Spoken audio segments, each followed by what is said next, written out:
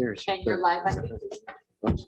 All right, good morning, everyone. I want to welcome everybody to September 21st County Facilities Committee meeting. This morning, we're going to open up with a motion to approve the prior minutes. We have Supervisor Bruno, Supervisor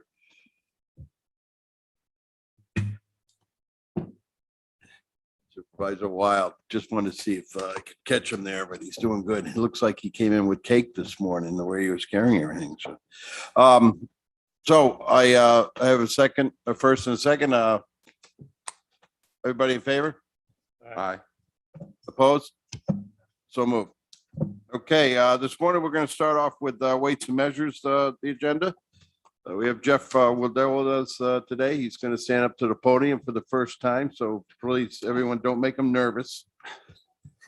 All right, guys, just to review my budget, we went over there a few weeks ago. There was a few minor adjustments that needed to be made.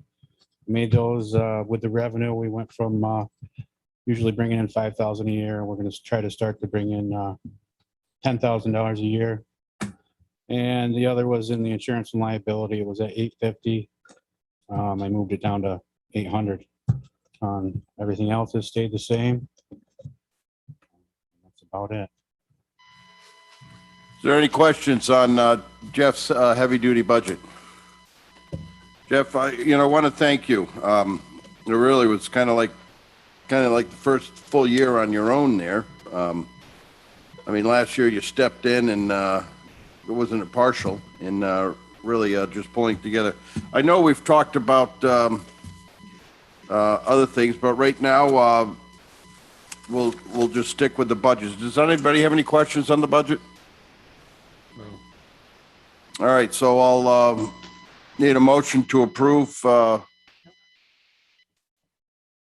guess I don't need to approve his budget, so that makes it even easier. All right. I also, along here with committee, was thinking that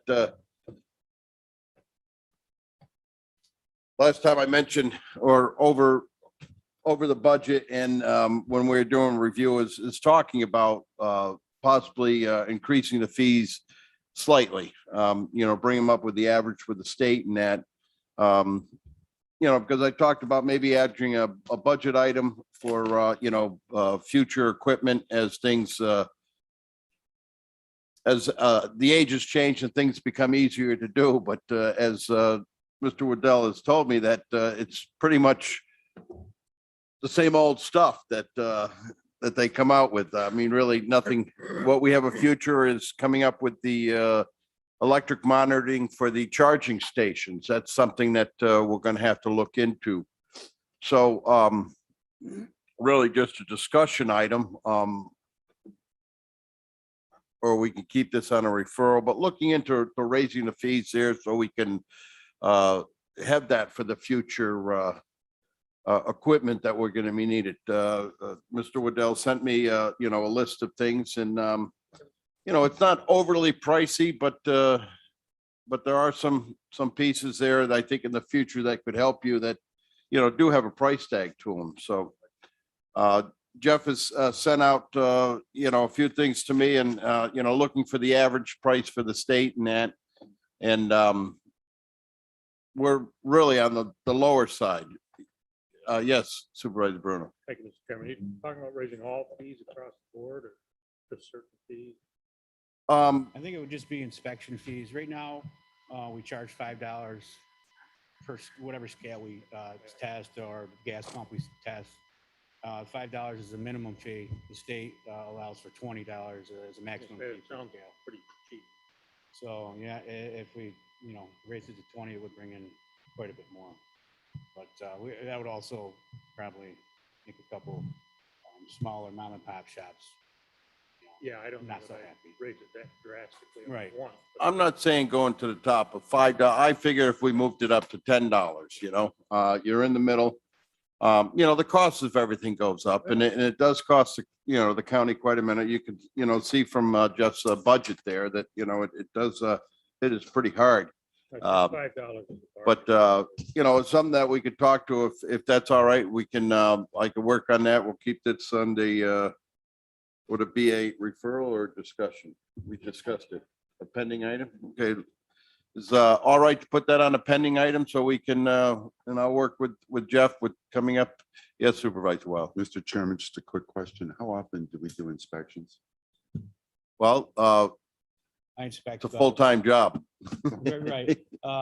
Every pump or scale has to be inspected at least once a year. Now, if the pump or the scale has been repaired or they get new scales, you have to go back and inspect them. Or if some of them are out of tolerance, then they'll have a company come in and put them within tolerance, and then I'll have to go back and make sure they're within tolerance. But it's only once a year. That's mandated by the state that to be inspected. So just a follow-up, how many gas pumps do we have in the county? Gas pumps, there's probably 1,300, around 1,300 gas pumps.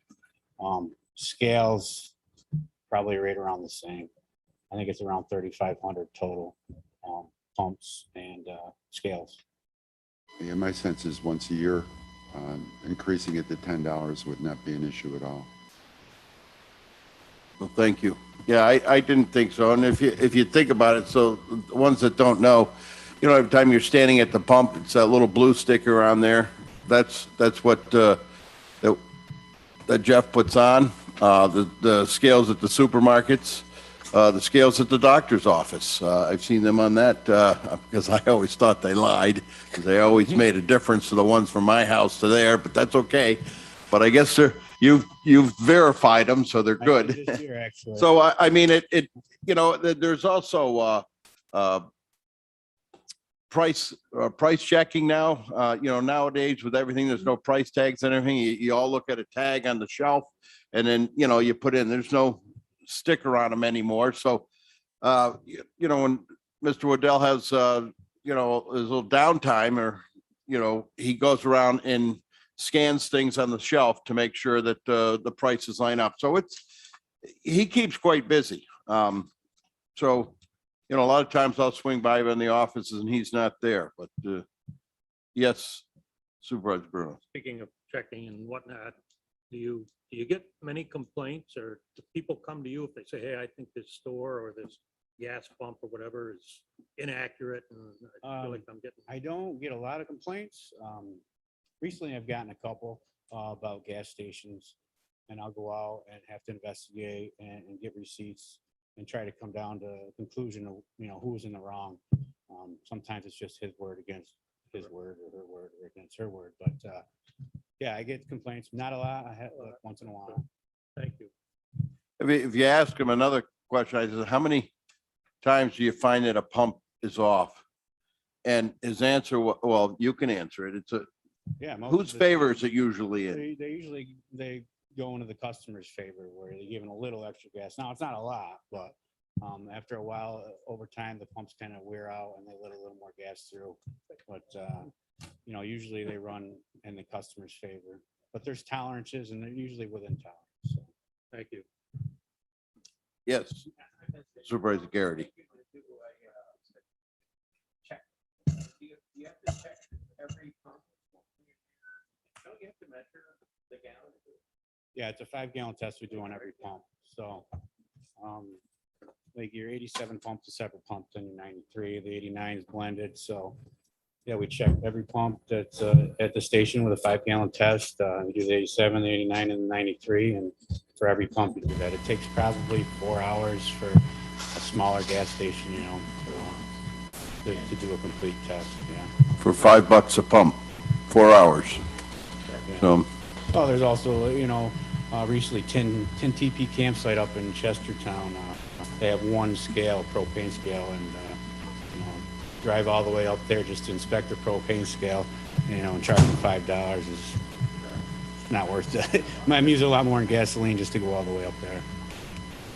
all right, well, thank It's a you. nice drive, though. Yes, Supervisor Yes, it is. Wild. Just out of curiosity, when we pump 5 gallons, what do we do with it? Do we put it back in their tanks? Or Yeah, do we... it all goes back right into the tanks in the ground. So, yep.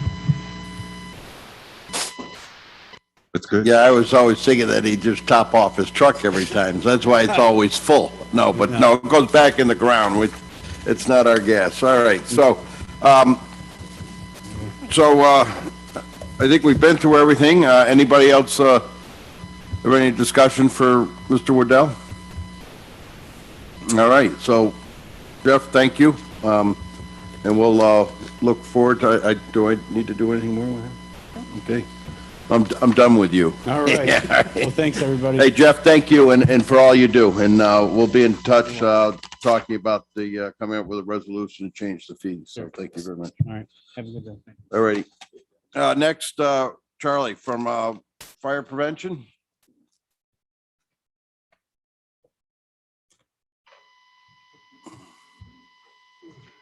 We're here for, fire prevention and building codes, agenda of the proposed budget. Does, would you like to, start off with anything, Charlie, or?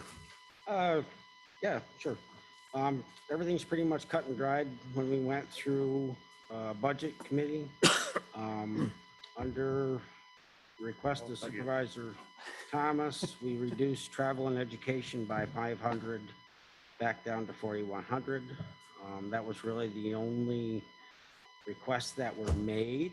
There's nothing really out of the ordinary. Everything was pretty much stayed as it's been for, for the last several years, other than increases in salaries. So I don't really have much else other than that, other than a report where we're at currently. Does anybody have any, questions?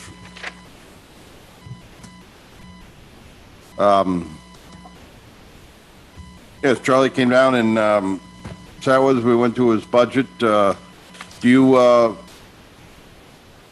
you don't feel you need, well, asked to reduce, probably from our budget officer, but, on the education part, I mean, I know there's courses, of keeping up with the codes and that, but are you able to, pick them up by just, reading them online or? Well, the goal is, in what we had to do for 21, we did everything online. So actually there was like $300 or $400 worth of fees to do that. So all of us are required to get 24 hours a year in service training for main certification.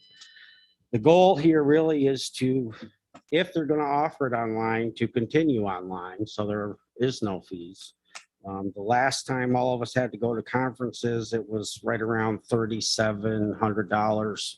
And one of those conferences didn't include overnight stays for 3 people. So when we had gotten back up to around 46, I was trying to compensate for 3-day conferences with overnight stays, because they're usually either Albany or below, or Lake Placid and above is the closest usually we can come to. So there was this discussion at budget whether to leave that in as a line item and come back and ask for it if needed, or to put it in, and then we'll have it as an excess if unneeded. But the goal is to try to do online training if possible from here moving forward, really, because it actually worked out very well in the big money savings. So.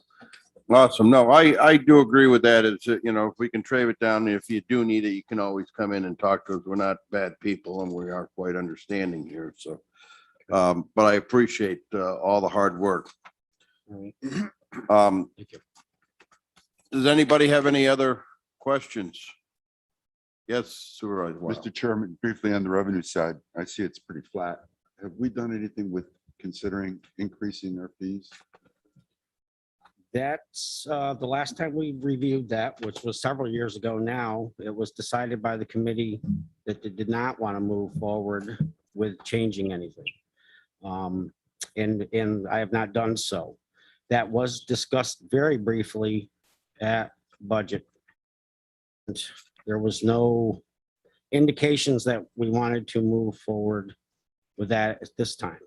If that is indeed, if the committee feels that's is now an appropriate time, certainly we can review that moving forward. And that would definitely change, the bottom line.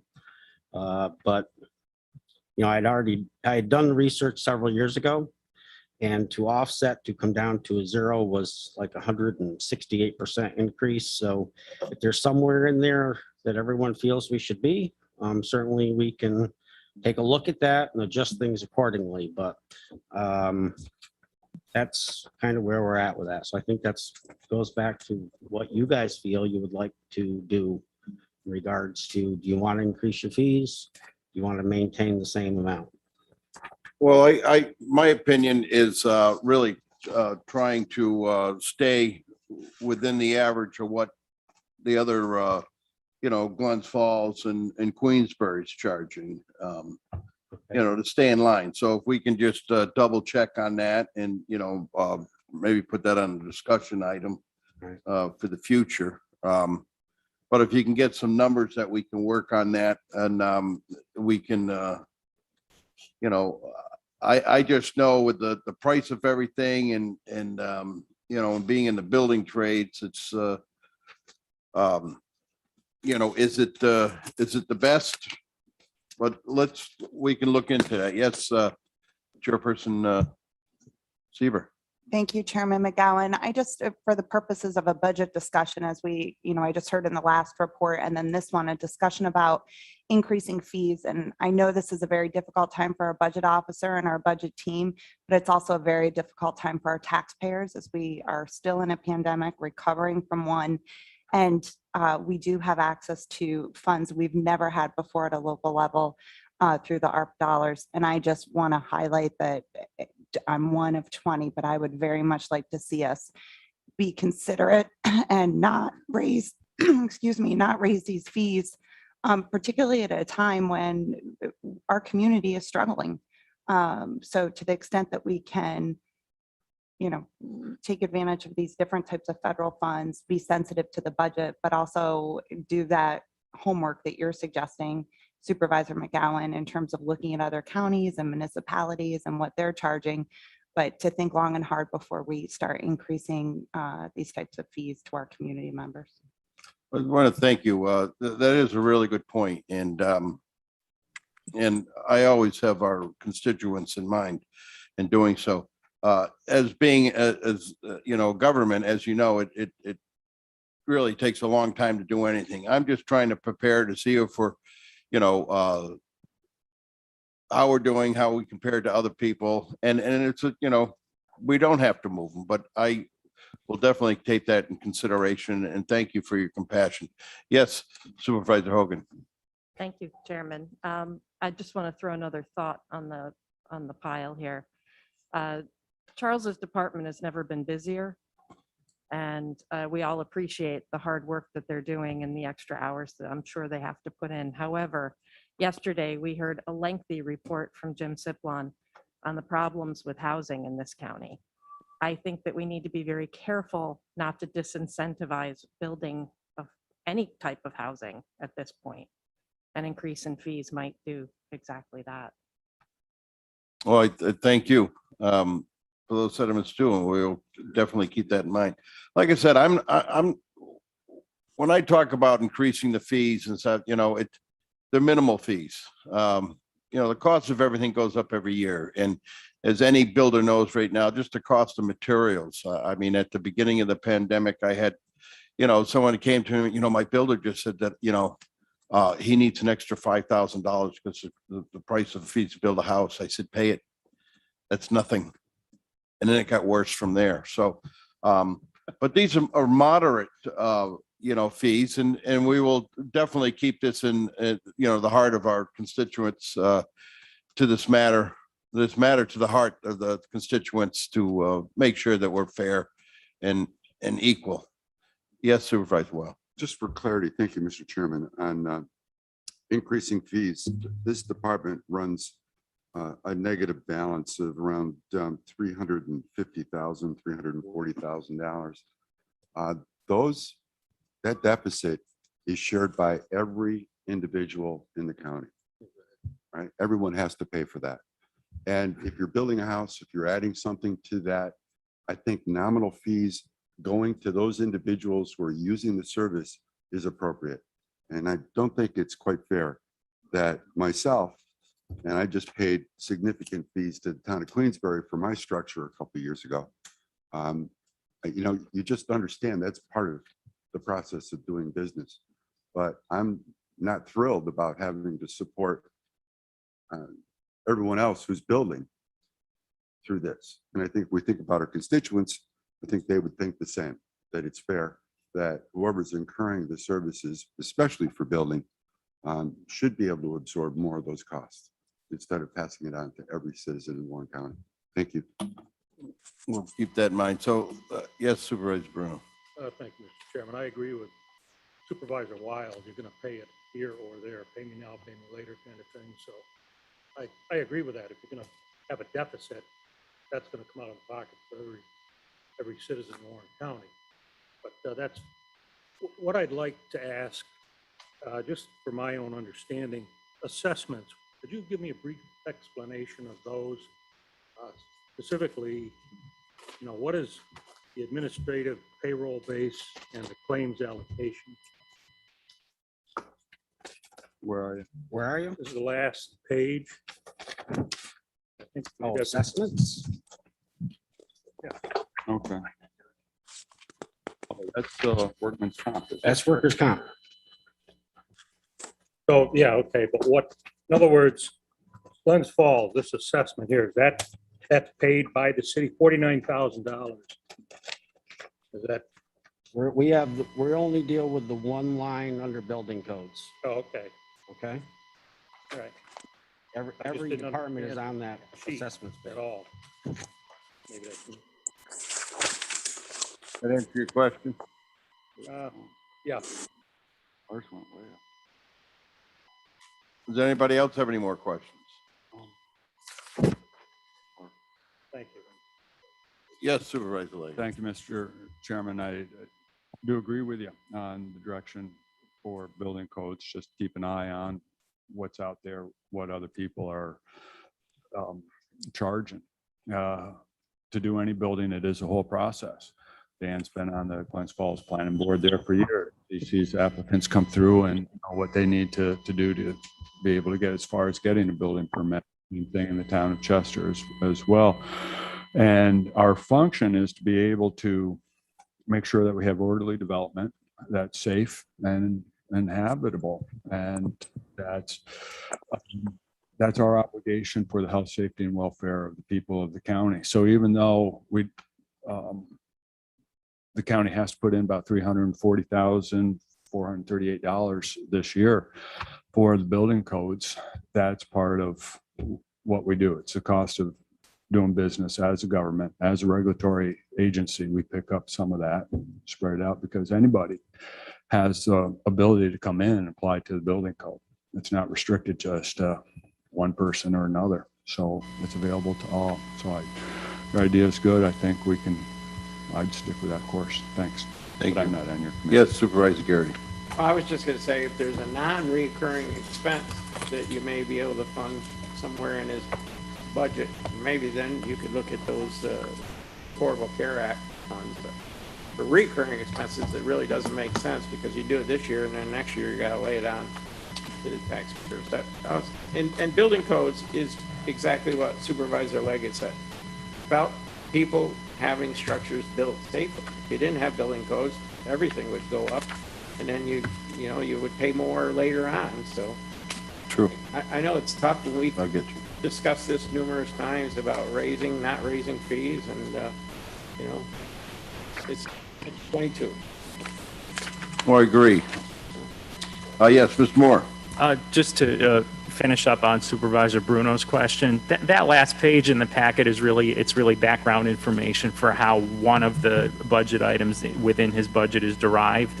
It's that is all of the workers' compensation assessments for everyone who's part of the workers' compensation pool. So that one line that's underlined for Warren County Building Codes, you track it out to the column that says year 22 assessment, 3,542. And that's where, when you go back in this budget, that's how he gets that. All that is backup for that one line in the budget. Okay, thank you. That's a good explanation, but Sure. it would be helpful. The average person looking at this, I don't know what this is. It just says 2022 assessments. for what? Yeah. So it may be helpful to put up here. Put a title on it. Yeah, thank, sure. All right, the other thing, how are we doing on time? Because I don't want to run too far over today, but, you know, we have so much to discuss.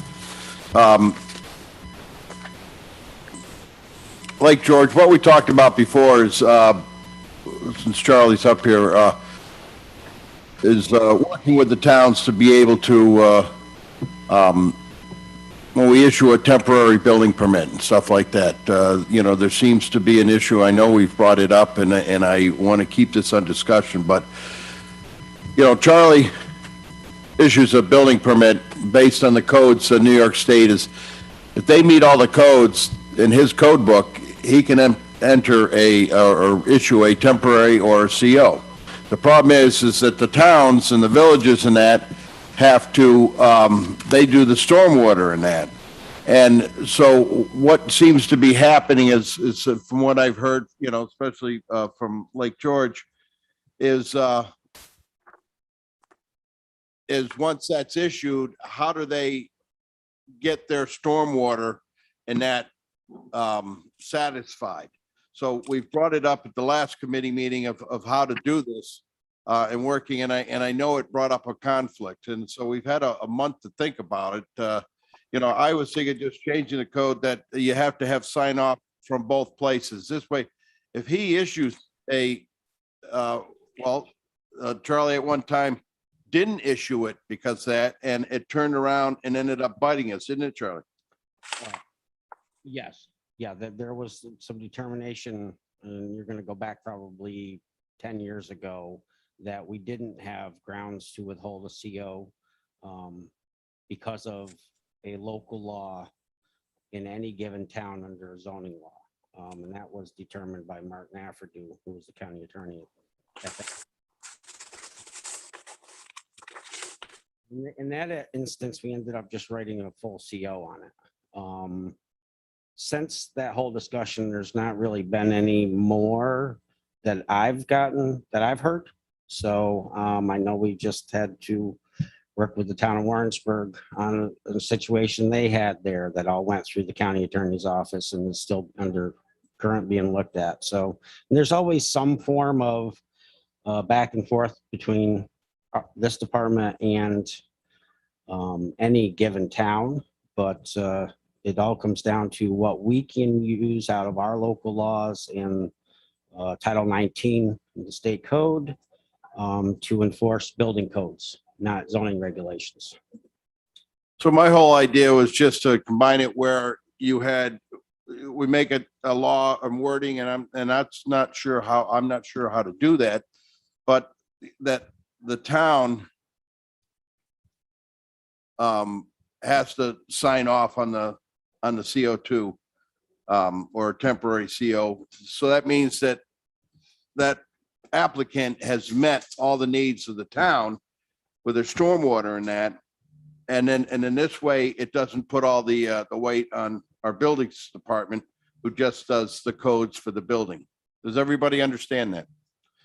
So, and I know last time we brought it up and, you know, maybe I didn't explain it well, but I'm hoping after the last month, we were able to have it sink in a little.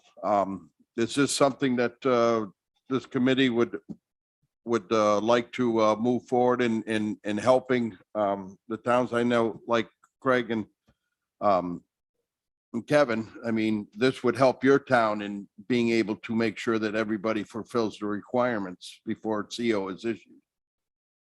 Yes, Mr. Garrity. Well, so Charlie, so I understand is you basically issue a CO based on building codes.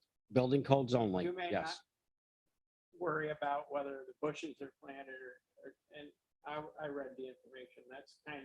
We kind of sorted that out. Our situation was a little bit different. Mhm.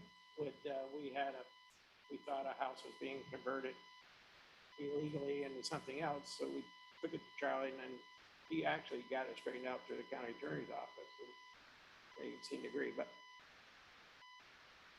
yeah, COs, they issue COs for our town.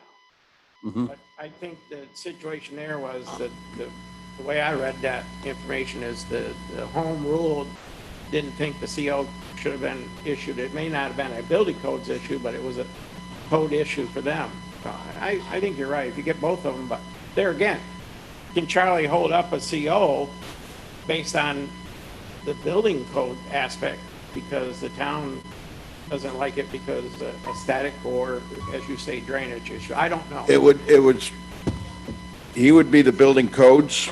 Building code. The town who is responsible is really more for the stormwater and the That- plannings and the agreement that your planning department comes up with. Those are what you can enforce, because you know what happens, once he issues us the CO, people are like, well, so what recourse do you have to go in and get it done?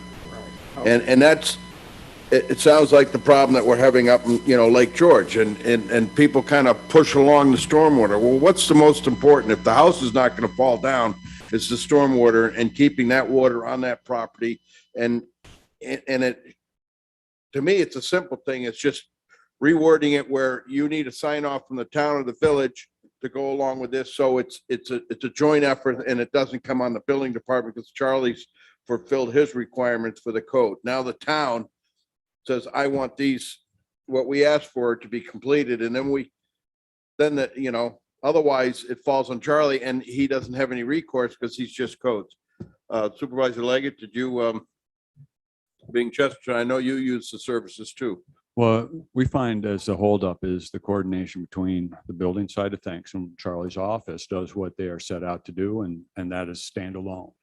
On the town's part, though, part of being a feedback loop in the whole permit process and making sure that they do, as say, if the planning board put certain conditions on that this needs to be done for the site plan, that's up to the town to do it. But there, a communication between the two, some uniform between all the towns and Warren County Building could help. I don't know what that looks like, but I think that would smooth the process, especially for the clients, for the customers here. They're not bouncing back. Well, who's in charge? Am I okay? Am I not okay? And we owe it to them. Well, that's a really good point. It's like I said, you need to, but once he issues a CO because of his codes, what recourse do you have? Besides going, with a baseball bat and threatening everyone. Right. Which we don't Are do. they complying with the site plan? So, I mean, We do have a backstop on it. So would it help your town or Supervisor Hogan, would it help your town to make sure that these things follow through? Glens Falls has their own, Queensbury has their own. So I'm familiar with those setups, but yes, Supervisor Hogan. Thank you, Mr. Chairman. I can't answer whether it would help my town. I'm never a fan. I'm not part of this committee, by the way, so thank you guys for the time and letting me weigh in here. I'm never a fan of legislating communication, but I would also ask the committee to just be very careful as you move forward, to be considerate of the smaller towns that may not have the capacity to enforce anything overly complicated that you put into language.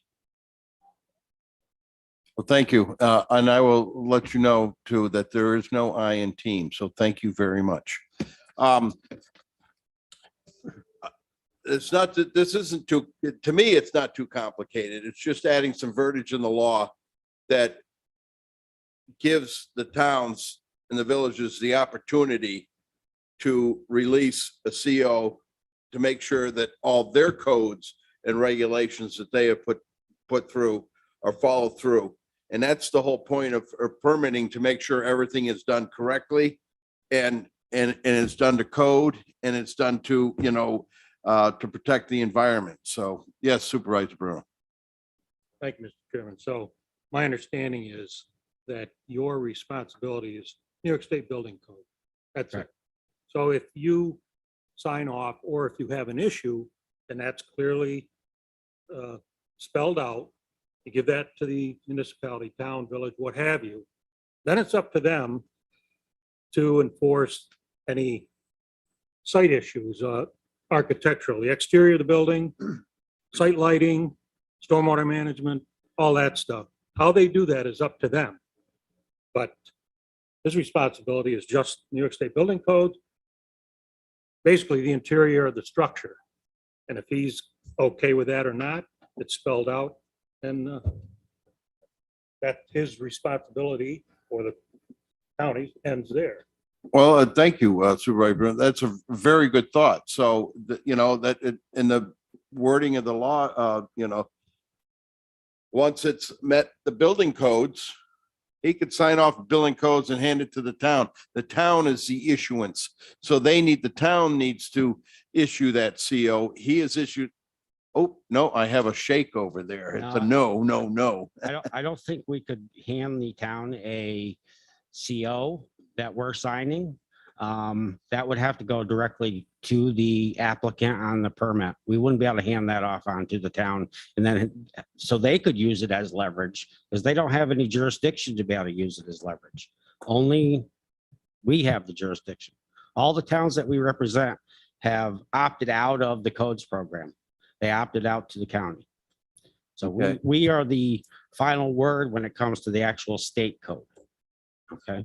All All right. right, can I just add one more thing on this? Keeping in mind, we have multiple towns, several towns that have no zoning whatsoever. Okay, and we have several towns that only have part-time zoning officers. So just food for thought on all that. And in many cases, if any of you have bought in houses, I'm sure you all have, that CO, that signature on that CO is for bank closings, for contractors to get final payments. There's an awful lot of end use paperwork when it comes to dealing with banks and buildings that CO releases. So just all food for thought for everyone as you navigate through all this. Well, we've talked about that and I really appreciate that. And that makes it complicated. That's why I figured if we could just have it in a common law that the town and the villages need to sign off. So it shares the responsibility. And if he's done and the town can't sign off, then he can't, it just covers our building department. But you know what, we'll keep this on discussion item and move forward. I don't want to hold up today on this one. And then I will sit down with our attorney there and get his opinion on really the best way and maybe the wordage and maybe include Mr. Moore because he seems to be on top of all this good stuff. So, all right. So does anybody have any more discussions for Charlie? Oh, Charlie does. Yes, go ahead. February or March, okay for a report? We'll be past organizational in the first of the year. February, March is a good timing for a report on fees. Yeah. Yes? Okay. Yeah, we'll get that, pulled together and we'll just keep it on a discussion item, see how we're going. Okay. And All right. then as of this morning, we're at 182,000. Had done 620 fire safety inspections. So we have a really strong amount of permit applications still coming in. So things seem to be still motoring along as far as how busy it is. Are you able to handle it all? Yep. Without doing it at 2, 3 o'clock in the morning? No, it's fine. All All right. good. Well, you let us know when it starts irritating you. Yeah. No, All it's all right. good. Thank you, Charlie, and really have a great day. Yeah. All right. All right. So quickly as we move along, we'll go with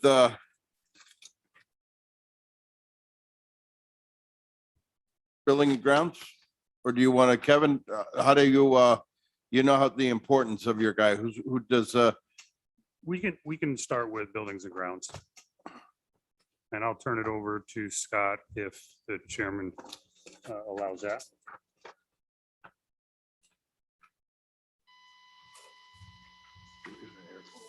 I only read one. All right. Okay, so the action agenda there, we have, oh my gosh, you're not going to believe this, a new one here. Notice of intent to fill position cleaner number 2. That is correct. We do have the notice of intent to fill grade 2 cleaner, second shift. Looking to have that approved. Well, it seems to be on the agenda, so any discussion? I'll make a motion to approve. I'll make a motion to approve. John Brown? Thank you Supervisor Stroud, Supervisor Bruno. All in favor? Aye. Aye. Opposed? All right, so moved. We got some good discussion items there. Let's start off with the court update. Whoa, what's that word I see after completed? It is completed. Everything has been cleaned up, turned over to us. We've taken the time to change a few carpets out that were kind of messed up a little bit, so we decided to change them out, make it looking very nice as you enter into that new system. The DA's area is very well done. If anybody has a chance to take a look over there, it'd be nice to see what they've done and how upgraded they are in that facility now. Yes, Mr. Tedros. Just a couple of quick notes on that, and Scott might not be aware of some of these. There are a few punch list items that they're still working on. They're very minor items. One of them is access control in the DA's waiting space, and then there's some miscellaneous electrical issues in that space as well. But that's it. Basically, it's substantially complete, and once these punch list items are done, we'll close out the contracts with the contractors. Geez, I wish we could pop some champagne and just have a toast that the courthouse is done. It's been a long haul. I want to thank you all for being so patient, and it's been a long project, done piecemeal. Overall, Kevin, what do you feel? Did it come in under budget? We're not done yet because we still had money in that budget for the work out front. But if we get the grant from Soil and Water, then yes, we will be under budget. And the first phase 1 and 2 did come under budget probably by about $30,000 to $40,000. This phase, we're probably about even. Well, hey, it always looks good when we have even if it's a couple cents that we save. So that's wonderful. The plus for the whole project was that we finished well in advance of the timeframes that we had set out. So that's another good accomplishment. I want to thank you and Buildings and Grounds for staying on top of this and really foreseeing it through to the end. So, any other questions on the court update? All right, let's move on to the work order request program, which, from what I hear, is working phenomenally. Working very smoothly, knocking on wood. We currently have over 1,200 work orders that have been entered and completed so far, and it's working smoothly. Everybody's getting very accustomed to it. We're getting them done generally. I don't want to give a curse us, but usually a work order is anywhere from 2 to 3 days we're having them done within, once they enter them in the system. That's great, and that was a nice initiative to bring this aboard. I appreciate Mr. Hadros and Scott for really making sure this program works. When you brought it up, it made such great sense, and you know, sometimes a paper trail makes a difference, but it's nice to keep that right in front of you. I always liked having the sheets just to say, yep, okay, this is what we're doing today. So yes, Mr. Hadros. well, the thing I wanted to add to that too is when we started this, it was a tracking mechanism to see what type of work we were doing as well, or the amount of work we were doing. I mean, we started this last November. We're not even a year into it. We're already 1,200 work orders. And you'd be surprised at the work that our guys do day in and day out. People don't realize it, but if anybody would like to know just some of the tasks that they have to do, there's 1,200 of them. So I'd be happy to share that with everybody as well. Thank you. Also been keeping an eye on the concrete patchworking, and those guys are really doing a nice job. It's amazing, and it's amazing what the salt and the weather does to everything. And you know, and hey, what they say, after 50 years, concrete starts turning around. So it's been a while since it's been out there. It's been through some weather. So thank you. It's looking really good. The only thing can we put some kind of sealer down?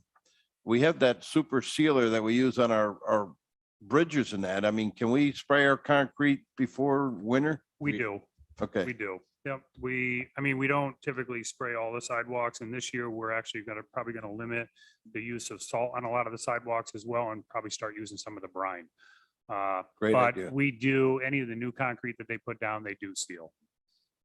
But I'm just thinking, you know, all these patches and that, I mean, like I said, you're gonna get the movement and stuff like that. And usually the movement comes from a little water gets down in there, freezes, starts popping it. So But no, I appreciate all the hard work. The building's looking great on there. And I have to even say that even the courtyards are looking, you know, I like the apples all piled up in the middle there, but geez, we should open the doors there so people go pick an apple for lunch, you know? All right, let's move along with the fleet car. If nobody has any other questions for the work program, the fleet car request program, how's that going? That's still in its first month of infancy. We are currently at 62 car requests that are put in through the system. So it's actually taking and being initiated very well. People are becoming very acclimated to it, and taking, actually, some of you in the room have actually taken advantage of getting the work orders, or I should say the fleet car request in the system. It's very user friendly. Everybody has had a time to take advantage of it and look at it and test it out. It's done very well. It's actually also done it where it's initiated the inspection on a few cars, the oil, lube oil and filter. So it's kind of doing that as well. It's a very good system and it's very user friendly. Oh, that's great. Would I be able to drop off my keys and you can do my truck if I'm at a meeting there? And No. no. Darn. Okay. No, I understand you're keeping busy on that, and that's great. Budget review. If the chairman will allow, I'd like to skip budget review and go down to the referrals, and then we can come back up to budget review. That's fine with me. Okay. The first item on there is the discussion continuing the changes to the concrete entrance out front. As I said earlier, we won't know until December with soil and water as far as that grant. So that one will remain a pending item. The next one, number 2, is this is as far as the jail goes and what work or what we were going to do with the jail. I just received, I'm actually digging through my package here. I just received a report from Clark Patterson Lee to kind of update estimates for the work associated with the jail. I will kind of go through these real quick, and then I will send this out to the full committee as well as the board. So the cost estimate for option number 1, which was to basically remove and demolish the crawl space in the basement area, backfill the site, and basically leave the site, demolish the building and leave the site, in prep, ready for something else that we would need to do. That is the total of $800,000. And the breakdown of that would be asbestos abatement is about $165,000. Building demolition, about $235,000. Backfill and building demolition, another $65,000. Topsoil and seeding, $12,000. Facade replacement, which is $145,000, and roofing and trims, $25,000. And I say that facade and roof and trim because we're attached to the existing building, so there be some repair to that existing building once we demolish. So, I mean, the bottom line cost is about $650,000. There's a contingency in there of about 20%. And then there's also a special testing and inspections in there, because if we do the asbestos, we would have to have air monitoring and air handling when the work is going on. The second option was to do selective demolition within the jail area. And that would basically mean stripping out the center of the jail, leaving the 4 walls, and then reconstructing after that. So just to do, now this is not the reconstruction part of it. This is just the demolition in the interior, as well as the asbestos abatement, would be about $282,000. The only kind of add on to all of this is that from the original report and from Clark Patterson's report, they talk about soil decontamination under that building. There is a crawl space, and they were discussing the option of moving or removing 2 inches of the contaminated soil. And that you could add on to either one of those 2 options at another $130,000. Can we seal that crawl space floor? We could, I guess it depends on what option that we go with. If we go with the demolition option completely, it makes no sense to do that. We'll have the site open and we'll just dig that material out of there. Maybe something that we look at. I'm not sure how they would seal it. They'd probably have to put some type of geofabric over it and then put more topsoil or something on top, or more fill on top of that. That I can talk to Clark Patterson about. We didn't necessarily ask him to do that. We just added that as an option because that was a soil that was discussed in the previous one, and this one is being contaminated soil. With contaminated with what? Asbestos. So, I mean, can we just put a dust cap concrete over it? We may be able to do that. You know, that's what I was thinking, put down a layer of plastic and dust, you know, a cap. It's, how high is it? That's the only place I really didn't stick my head yet. Yeah, there's basically what the reports have said, there's about 2 inches of contaminated soil. It's about a 3 foot, maybe 4 foot crawl space. So you'll get a report together so we can have a visual, so I we will. can look at that. I'm so happy to hear those numbers are actually not as bad as I thought. I would tend to lean on keeping that building and doing the demo on the inside and then rebuilding the inside. Because once we get to the outside and the tie-in and everything else and then build it, it's way too much money. But we do the exterior of the building and the foundation, and even the interior. I mean, it's stronger than an ox, but, you know, just get that floor out of there, drop it in between, and then, you know, hey, even if it's, you know, storage for right now, it's something we can always use. So, yes, Supervisor Bruno. I agree. Initially, that sounds like the best option. And my understanding, the county needs, the various departments need more space. So if we were able to demolish the interior, we got the shell of the building, and that's pretty substantial, pretty strong. And I think we could do some good work inside there and provide some good space for whoever might need it. Probably not enough for everybody, but step in the right direction. Thank you, Mr. Chairman. Now, again, I just want to add that $265,000 cost was strictly demolition and asbestos removal. Now, any interior work we do on top of that, whether we create storage space or office space, we'll have to do all new heating systems in there. There will be a cost associated with that as well. Oh, of course, but it's still cheaper than digging a new foundation and roofing and all this other stuff. So no, I'm happy. It's taken a little while to get this report, but I'm happy it's in, and we'll keep that on our referrals and pending items. The Joseph Warren Center. So we have the report for the asbestos and lead base. There's both basically in the building. I want to say there was probably, give or take, I think for the asbestos, it was only on the pipe wrapping and some of the roofing material. Or maybe, I'm sorry, maybe the caulking material around the fireplace. And then lead-based paint, they found it throughout the building. So whatever we have to do, we'll have to do some abatement for either one of those. But I think Supervisor Thomas is going to schedule a new building meeting soon, and we'll discuss that. Yeah, I've kind of dropped the ball on that a little bit, but I do need to get a meeting. I don't understand why, Frank.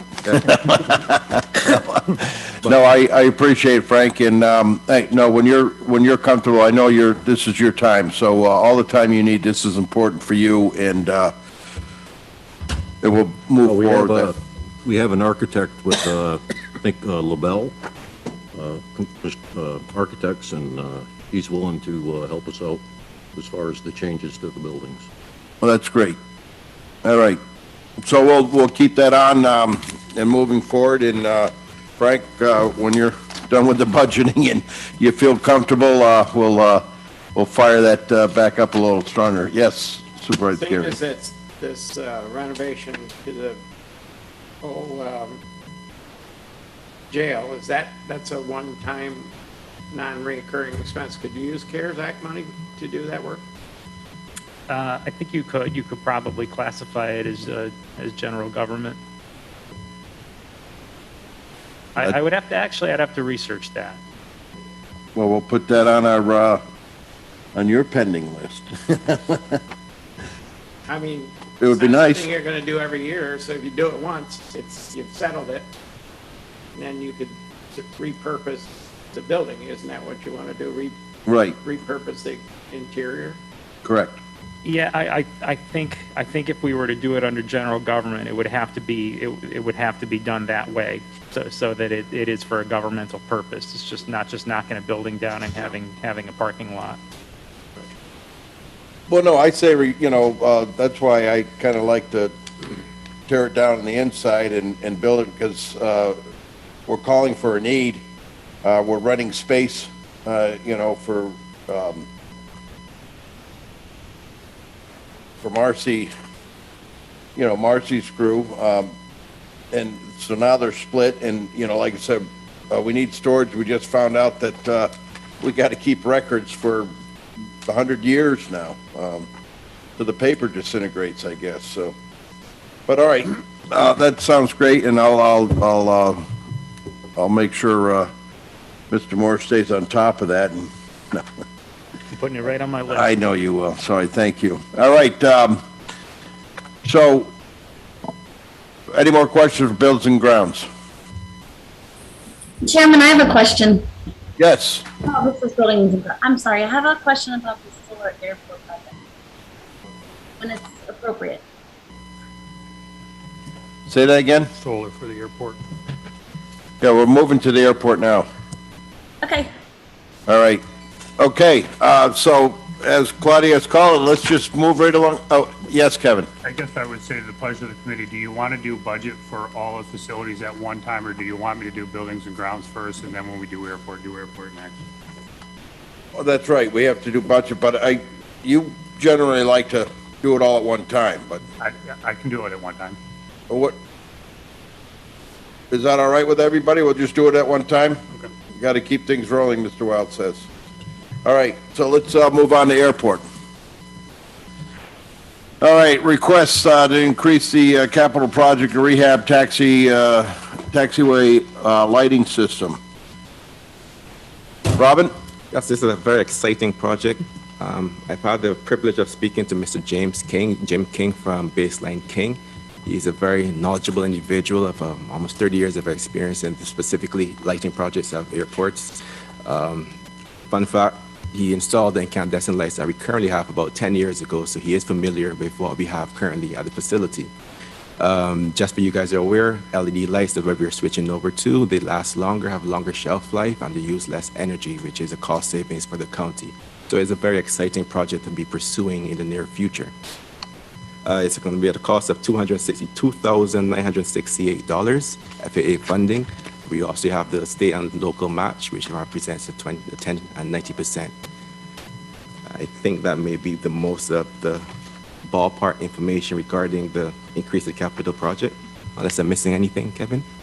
I don't think you are, and I don't want to kind of jump on Robin's here, but basically these three resolutions go together. One is to increase the capital project based on the FAA grant funding. Two is to award the contract to Baseline King, who Robin just referred to. And then the third one would be to do a new contract with Jacobs Engineering, who is one of our engineers for the airport, for the construction inspection and construction observation of that project. Any problem with the committee of putting all three together? Make the motion to put all three We have together. a motion. I got a second. All in favor? Aye. Opposed? So moved. So all three together.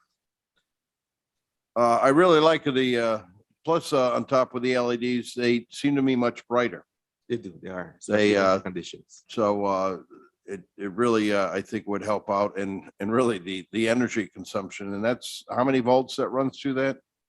I'm not sure offhand. It's like 500 volts or something, not a whole lot of amperage, but a high, because it's such a long run, you got to really crank up the voltage. So, all right. So we got all three together. Any more discussion on that? All right, I'll call for a motion to approve the capital project. Supervisor Bruno, Supervisor Stroud. Is that your? Yeah, thank you. Okay, thank you. All in favor? Aye. Aye. Okay, opposed? So moved. Okay, we'll move right on to discussion items, the SRE building update. Right, I'm gonna pass around the pictures that we usually do. Update. We made some significant progress, as you will see from the pictures. We completed installation of the exterior man door and hardware, painting blocks. We installed the garage doors, canopy framing, finished the drywalls, installed snow guards, finished the main work conduit. Water line is almost completed. The water heaters, set our piping. began roughing for bathrooms completed, and we began work on track primer lines for the floor drains. So they did some considerable amount of work since our last meeting. We are on track to meet a substantial completion date in November. Oh, thank you. Are I want to thank you, really, Robin, to be out there and cracking that whip. I've seen you, you're snapping it, but that's quite a progress that we had in the last month. One of the questions, I can't remember, what is the interior concrete part? Sorry, could you repeat the question? The That's concrete building inside the building? that's the sand storage that they use for the runway. Oh, so they're gonna, That'll be the storage for the sand that they use for the runway. Yep. We don't keep it out in the weather. And it's a special sand mix that they put on the runway, so it's not a lot of FOD for the runway. So that'll be where we store the sand. oh no, because someone brought it up and they asked me if it was the golden bathroom. I said, I do not believe so. So, but thank you. Yes, do you have a question? I just want to make the committee aware of a couple things on the SRE building. As Robin said, it's moving along pretty well.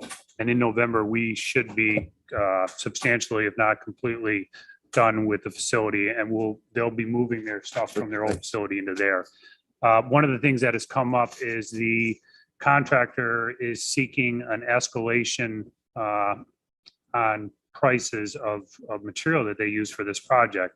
As we all know, and Supervisor McGowan, you just talked about it, with building materials, costs have significantly increased. Most of our building projects and or road projects this year have seen somewhere between 20 and 45% increase above the engineer's estimate. This project, as you all are aware, was funded by FAA 100%. They told us that during the pandemic, they would not seek a local, or we would not have to submit a local match to this, that they would cover 100% of it. But with this escalation now, there may be some county funding that needs to go to this project. And we're looking right now, probably in the vicinity of about an $80,000 increase cost on what was the total dollar figure for the entire project? 2.2 million. 2.2 million. So that probably equals close to what our local match would be. I'm waiting for the documentation from the contractors as far as the escalation, but most of it was with the steel escalation for the building. All right. Mr. Moore, is that anything we can use? You know, it's a one-time thing. It's something that we can look into. You know, who could have perceived this before the pandemic? It's taken so long to get this approved and move it forward, and then the pandemic hits and the cost rises drastically. Is that something that we could use this money to help? We can look into that if you could send me the details. Yes, Supervisor Wild. So I'm just curious, since the FAA waived the local match, are they in the frame of mind to maybe help us with this $80,000? They're not. One of the things that the FAA puts in all their contracts is that there can be no escalation increases to projects. And they're holding true to that. But the fact of the matter is, we've seen it. You probably saw it building your house. Maybe you didn't, but prices have gone up significantly. And we've had numerous meetings with the FAA, and they've come back every time and said, no, the contract says there's no escalation. Now, the fact of the matter is, the FAA grants work different than the federal highway grants. Federal highway grants, we seek the money up front. They enter into an agreement with a master agreement with us. What FAA says is, you know, you submit for your grant for this project, and then you don't find out until, you know, say October that you received the grant. In the meantime, the contractor, we needed his bid for the project to be able to submit the grant application. Now you're 6 months later, you know, a year later, and prices have increased. But no, we've tried numerous times, and they will not participate in assisting us on this. And they say, and their bottom line is they've assisted us on 100% of the project. Correct. Yep. All right, thank you. Any other? Yes, Supervisor Bruno. Thank you, Mr. Chairman. I deal with this on a regular basis, my line of work, as far as the cost of materials, et cetera. And I agree. I don't think it's fair to put the burden on the contractor. If something is completely out of their control, it's not as though they missed something or did something that they should be held accountable for. As long as there's good documentation and whatnot, I would support reimbursing them in full, probably. Well, thank you. Yeah, we'll wait until those numbers come in. Meanwhile, we'll have Mr. Moore, he'll follow through with seeing what we can do on that end, but Steel was one of the most volatile building materials, if not the most. I mean, I couldn't believe the fluctuations, most of it going upward in the past year. So no, and you are correct. It's, you know, it hurt us bad on the hanger. We started off with 20 and we ended up with, you know, less than 8. We ended up with less than 10. So, and a lot of that was due to the steel increase. All right. Any other discussion on that? Okay, let's move on to the Balloon Festival 2021. The first thing I'll say is I'm still looking for volunteers. So anybody willing to volunteer, I have the passes to hand out for you here. Balloon Fest is on. It looks like the weather is kind of possibly sketchy for this weekend, but we'll see. But one of the things that I've experienced in the signups for this year is I'm short staff. And I think what I've heard from some of the individuals is that they're hesitant to come out because of the pandemic, because crowds of people and such. So with that being said, in the past, probably back in 2016, 17, and 18, we used Town of Queensberry's. They had some individuals in their highway department that would come work for us, and they would be covered under our overtime cost and the donations that we receive out there. So I'm looking for approval from the committee. And I don't believe last time we did this, there was a resolution. It was just a memorandum of agreement between the town and myself, just to have their employees come work for us at the Balloon Fest and to be able to pay them for their salaries and their benefits. Well, I think that's a great idea. Supervisor Stroh,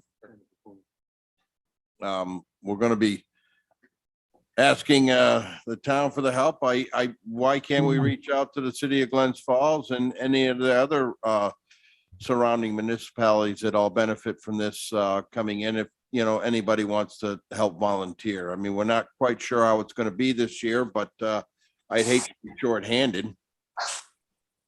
Yes, Supervisor Stroh. Well, Kevin and I talked about this yesterday, and Kevin has talked to Dave Dool, the highway superintendent. And we have done that in the past, and we have some willing people on behalf of the town that are willing to do that. So it's all green light as far as I can see. All right, thank you. And maybe Supervisor Bruno, you can, if need be, if it's, you know, something anybody in DPW or something from the city would like to be involved, or, Sure. or, you know, I know I'll be there, rain or shine. It really is it's a wonderful time, and, you know, I've kind of penciled my time into doing it, but hey, you know, if any one of the supervisors can at least offer a, you know, one shift, you know, usually bright in the early is the best. And then you have your afternoon to I've take already your naps. signed up for 4 a.m. Saturday. All right. Thank you along with very much. Supervisor Seaver. And Supervisor Wild. And Oh, Supervisor Wild. good. I want to thank you. Going, I'm going, count me in. Okay. Oh, my gosh. See, this is how we're doing it, huh? Right. All right. We won't be close enough. Yeah, right. Any more discussion on the Balloon Festival? Yes, just one more point. If that's Oh, okay. please. We have sold our VIP parking passes. We've net 7,300 from those sales, and which includes 2 commercial bus passes. So Nice. there is a very high demand for passing for the event. Good. When I was there visiting you there the other week there, we had, how are we doing on camping? Are we doing anything with camping? We are not. So that's pretty much going to be across the street if anybody wants to do it at the neighbor's lot. That's correct. Okay. We still have our paid parking, which is going to be up on Queensberry Avenue, and Betsy's volunteering to man that parking lot. So Well, it sounds like you and I, we're gonna be jamming that one together? Okay. Okay, yeah, I like that parking lot. I get them in. I like them to park tight and close. Some people get a little upset with me pulling in, but we got a lot of cars put in there, but really gonna hope for the best this year. I know it's gonna be a different festival than we're used to, but a lot has gone into it and a lot of protection for everyone in how it's being done. So let's just pray for great weather and good crowds, good safe crowds. Okay, down here for the referral and pending items. Yes, Rich, so I spoke with Steve Abbott from Rich Air this past week, actually last week, and asked them that if they had their plans or their engineering done yet. He said they're not. They're working with their engineer currently to get their plans done to be submitted to us for review. And once we get those, we can come back to committee and discuss lease rates and approval of them to build those facilities. That sounds great. Also too, with my little trip with Robin around the airport, which I really gratefully appreciate. It's quite a property. You're on top of everything. We're making sure we're close enough with our airways and airspace and this and that. So, Yes, please. all right, that sounds great. So we'll go to I think that's all of them. Can we go to budget now? Yes, Kevin. Actually, Amanda just kind of sent a message in here. Amanda, do we have to do a resolution? Yeah, so it looks like in 2017, you had a resolution authorizing a memorandum of understanding with the town of Queensbury to reimburse for those staff that work during the Bloom Festival. So you will need another resolution for that. So can I request that now? And then I will make sure that Amanda gets all the paperwork this afternoon. That's fine with me. Is that all right with the committee? Yeah. Okay, so we're looking for a resolution to, It's to authorize a memorandum of understanding. Well, the last one was with the town of Queensbury to reimburse the costs for staff who work during the Bloom Festival. So you're needing a motion and second to get a resolution. Mr. Chairman, I'll make that motion. okay, hang on a sec. Can we add on in case any other municipalities want to join in to help us out? I mean, Queensbury, yes, Kevin. I just want to add, we can, we've always kind of done first come, first served basis with the town of Queensbury because they've been more than willing to help us and it's in the town of Queensbury. I'm not saying that we don't need anybody from the city of Glens Falls, but right now, I think with what Dave told me he has 4 individuals and what we have had, we don't need anybody more. All right, well, we'll go on your recommendations. So I'll look for a motion that I had with Supervisor Wild. Do I have a second? I'm gonna go with Supervisor Stroud because he is the man in Queensbury. So thank you. All in favor? Aye. Opposed? All right, so moved. No, thank you. Anything else? I believe, and I mean, I don't know if you or Tammy saw this, that is Supervisor Bramer still on? She wanted to ask maybe a question regarding the solar. We didn't necessarily have the solar on for today, but I think she has a question regarding the solar. I don't know if she's still on. You so well as there, Supervisor Bramer. I'm sorry, Chairman. Oh, that's all right. You had a question. We're getting ready to do budget. So, but you had Oh, yeah. something at the airport with the solar. Yes, thank you. I heard a concern over the weekend about the solar project, and I wasn't sure what the answer was. As it relates to the distance between the solar panels and the runways. There was somebody had a concern about whether that was too close. Being 100 feet versus, I think they said 250 feet is what they were hoping to find or reach. And I said, I didn't know that the site plan was even finished yet, or, you know, the plans, the specifics as to where it would be located. Okay, yes, I've heard the same complaints and I did take a tour with Robin of the airport and you know, the distances are huge, but Robin is working with that with the group and getting, you know, making sure that they all understand. I I think they're making it sound much closer than it actually is, but I'll let Robin take over this. Thank you, Robin. No problem. Just to clarify, the 250 feet includes runway plus safety area. Our initial stages of the engineering project, just initial design, nothing is finalized at this point. They've asked if we could reduce it to 150 feet, which represents the distance of the runway. That's the space between the solar farm. The solar farm is still 4,000 feet away from the end of the runway. So you still have that entire distance as we toured the airport, and I showed you how much space we had before you reach the solar farm. But just to go with the extra mile in terms of safety for the project, we've allocated 150 feet for an event of emergency or engine power failure on takeoff, that the aircraft would come down within this space. The 150 feet represents the distance of the width of the runway. We're still working with all parties involved to find a compromise, but hopefully we are able to achieve this. Nothing is finalized at this point. We're still in the early stages of the discussion at this point. Kevin, I'm not sure if you had it. No, you summed it all up. I was going to say the same thing. So No, I want to thank you, Robin. You did it, but to clarify that, if you know that the solar farm is 4,000 feet away from the runway. All right, what we're going to do is to make a 150-foot swath between the end of the runway, just for any precautions. So, but you know, here we are, 4,000 feet away. Sorry, let me clarify, not between the runway, between the solar farm. So we have solar farm panels on each side of the 150 feet.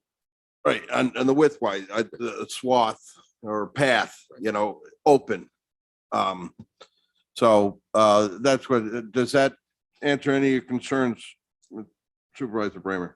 Yes, thank you very much, Robin and Kevin, for working with the group and making sure that is addressed. But I definitely misunderstood that. So if the panels are actually 4,000 feet away, that seems like plenty of safety space. I mean, I don't know. You guys will do the final design, and I'd love to see that when you have it available. Thank you. Thank you. Yeah, just keep in mind they're 4,000 feet away, and there's going to be a 150-foot path, which is what the width of the runway is in between any of the panels and that, you know, at the end of the runway. So it's actually all the way open as long as you're straight. If you're going to deviate, you know, what you're going to worry about there are trees and fences and wires and everything else. So, you know, but we will address the concerns of all, you know, all the participants of our airport and pilots. So thank you. Any other discussions? The airport? Are we ready to move on to the almighty budget book? we are. Okay, let's take it away. All right, I'm not going to drag this out. I'm not going to do line to line. I'm going to kind of run through the things under county facility, which would include fleet management, buildings, building number 11, which is what is going to become the Joseph Warren House, the Health and Human Services building, as well as the airport. So to start off with fleet management, there's not a significant increase. In fact, I think there's a slight reduction from the 2021. And this is basically where we buy any of our vehicles for the county. The next item is 1620 buildings. We did have an increase in this mainly due to salaries as well as for repair of buildings. As most of you know, we've done the courthouse. That's kind of taken up a lot of the construction around the county center the last couple of years. Now it's time for our staff to do some more maintenance items and construction items. One of the first things that we're probably going to hit on this year, which I think Janelle Jones probably talked about, is that public health office has not been updated probably since this building was built. So we're going to do some work inside of her office area, as well as we have some drainage issues up at the shop up in Warrensburg that we need to take care of, as well as some other maintenance items. So that's where the increases came in that budget for this year. Next item I would talk about is 1621, which we refer to as building number 11. You'll see a significant increase in building number 11, but that's due to the fact that the county and through discussions with the budget officer, we are going to put some money in the budget to assist with some of the engineering work and stuff next year going into that Joseph Warren project. So that's why that one is significantly increased. In the past, we always, the only expense items that we had for that were to do with the electricity, heat and such that we had in that building. So that, Yep. that building 11 is the Joseph Warren. That's going to be the Joseph Thank Warren. you. Yep. Next item is 1624 would be the Health and Human Services. That is reduced mainly, the biggest part of that was employee benefits and I think building repairs. The biggest reduction in that was the generator work was completed in last year. So that's a reduction with that one. One of the things I wanted to touch on, and I didn't think to talk about this when we were talking about municipal center. We always get paid maintenance in lieu of rent for public health, for DSS, as well as for WIC. We have asked the state year after year to reimburse us more for the DSS building, and typically they ended it at about a $650,000 cap. This past year, we received over $1 million for that maintenance in lieu of rent from the state. So that's a huge plus for the county. The last item I have on there is the airport, and there was only a slight increase in airports due to contracts, and we have a replacement on the fuel farm. And I guess I'll let Robin discuss that replacement of that fuel farm, or the upgrade to the fuel farm.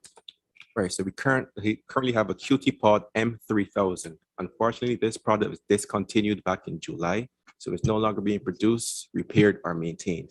So in the event that our subs or fuel system currently goes out of service, we will not have any way of providing 100 low-level fuel to the general aviation community without some significant cost to the county. So this is our way of being proactive. Now, the good news is this project is eligible for reimbursement through the multimodal program if we get the approval. Oh, sorry, we're going to upgrade to the M4000 at a cost of roughly $16,000. And you said that is covered? Yes, it will be reimbursed from the multimodal program. Wow. And it sits exactly in the same footprint of the M3000. So there's not significant construction involved for the process. And that's all due to if we receive that multimodal grant funding that we've submitted for. They have still the low lead. Is that because of the age of all the planes? You just can't completely get rid of it? I mean, I imagine newer planes can go on regular unleaded. Different with ethanol, but no, I mean, is it, they put a low lead in there, the minimal they have to keep the older planes in the air, or? It's just different aircraft take different fuels. So the smaller mom and pop planes, the general aviation community utilizes the 100 low lead, while the larger aircraft uses the jet fuel, which are provided through Rich Air via the truck. All right, thank you. Okay, sorry, Kevin. It's okay. And the last thing I just had for regarding the airport was, you'll see under revenues for the airport, of course, we have the standard Balloon Fest, VFW collections, the FBO rent, Rich Air office buildings, restaurant. We used to get a lot more money from the restaurant, but currently there is no occupant in that restaurant. So we are only receiving the land lease agreement. We have the jet hangars that we also have with Rich Air. There may be an increase depending on what happens with the new hangars that they're going to build. And the other revenue that you see down below is the Nextnam solar land lease. Currently, they're paying us $170 a month, and we figured that'll last probably 8 months into next year. And then they will start their lease, which would be approximately $131,000 a year. And that's all I had for budget for county facilities. Any discussion, questions on those budgets? Yes, Supervisor Wild. Thank you, Mr. Chairman. Kevin, we've had a lot of discussion about the lease and the management contract that we did with Rich Air and the amount of revenue that we're going to see increasing over our prior arrangement. Do you have a breakdown of how we're doing with respect to the original plan and expectations for that contract with Rich Air?